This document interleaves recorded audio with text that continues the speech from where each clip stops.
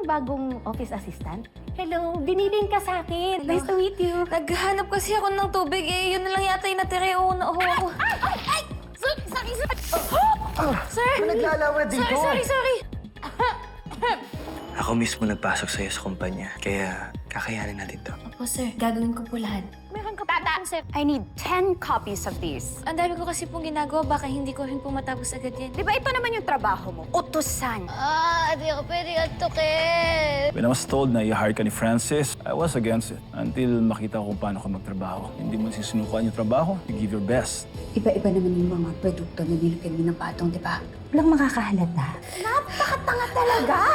Pasensya na po kayo. Tinalisod niyo ako eh. Ako pa talaga yung sisisihin mo, ha? Manang Ricardo, ito yung binigay ni Miss Charmaine tapos pinirmahan pa ni Ma'am Venice, oh.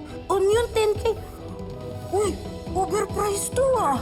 Kaya, ito yung modus ni Ma'am Charmaine tsaka ni Ma'am Venice. Yung mangurakot dito sa kumpanya.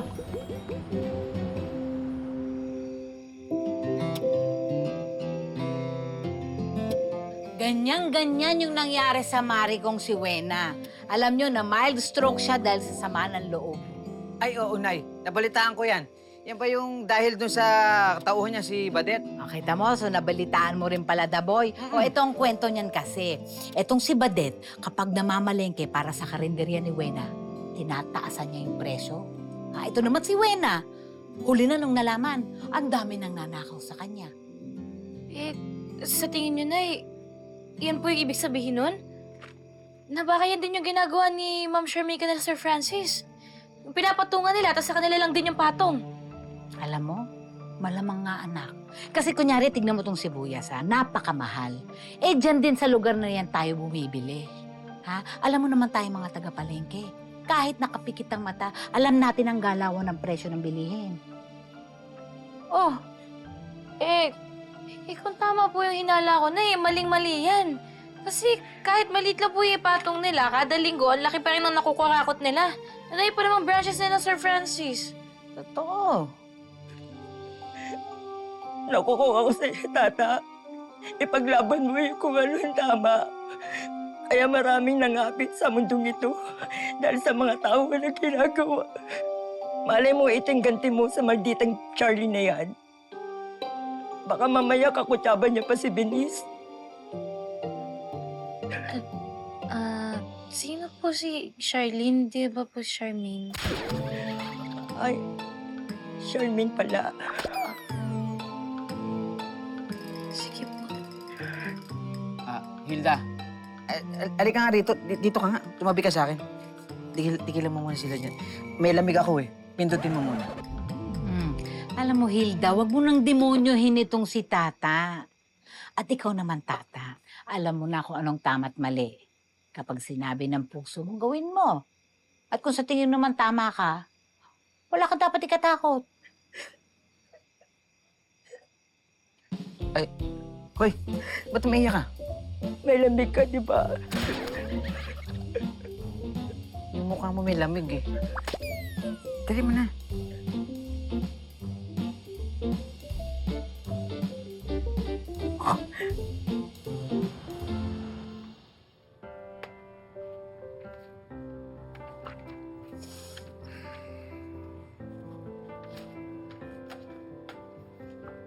Tata. Ay! Oh. Nandito ka. Sir Gov, andito po pala kayo. Akala ko kanina pa po ako mag-isa dito eh. Kanina pa po ba kayo nandyan? Oh. Kalahati na nga itong iniinom ko eh. Punta lang ako ng pantry para kumuha ng yelo. Hey, it's Sunday. Nagtatrabaho ka pa dito. Father's Day pa. Dapat nagsaselebrate kayo ng family mo. Madami po kasi akong di pa natatapos sa trabaho eh.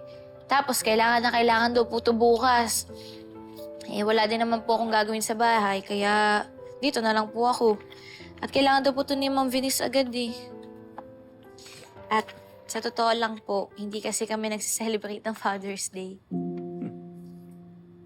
Bakit naman hindi? Hindi naman po kasi kami okay ng tatay ko. Simula bata pa lang po ko, iniwan niya na po kami ng nanay ko eh. kayo nga po pala, bakit nandito po kayo? Father's Day po.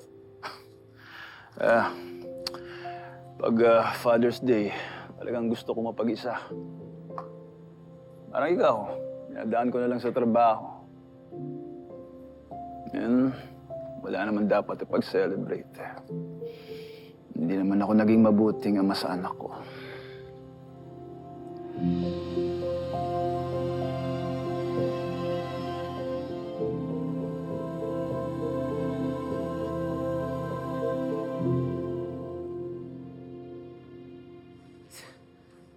Bakit mo kami dinala dito? Ano tong lugar na to? Saka, sigurado ka bang safe dito? Ay, ma'am, wala akong pumupunta dito. This floor is under renovation, kaya safe na safe tayo dito. Besides, linggo po ngayon, ma'am. Walang tao dito sa Palma office. Eh di ano na? Oh, kailan ka magde-deposit ng pera? Hindi ba dapat meron akong 30% dun sa makukulimbat mong pera sa supplies ng mga Palma? Well, it's been 2 months. 2 months since the last deposit. Ma'am, hindi naman po ako Do not touch me. I'm sorry. Ma'am, hindi naman po ako nakakalimot. Nag-iingat lamang po ako kasi alam na ninyo, medyo mahigpit po ngayon ng finance at saka ang accounting. Natatakot lang ako, syempre. Baka mahuli tayo, di ba? Sayang naman yung mga paparating na kaperahan.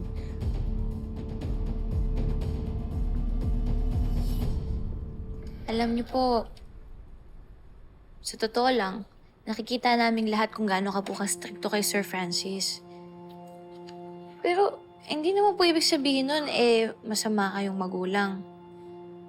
Nakikita ko din naman po yung malasakit ninyo kay Julius. At yung pagtrato niyo po sa kanila, hindi po naiiba kahit hindi niyo sila totoong anak. At, sorry po, Sir Gov. Nakwento po kasi sa akin ni Sir Francis nung nagpapanggap po ko bilang si Ma'am Venice kasi po, kailangan daw yun sa pagpapanggap ko Pasensya na po. It's okay. Pero hindi si Julius at Francis ang tinutukoy ko, ha? We had lunch earlier.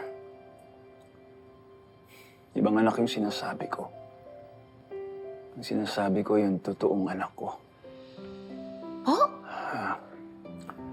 May anak ako sa pagkabinata. Babae. Siguro, kasing edad mo na siya ngayon. Talaga po, may anak kayong babae?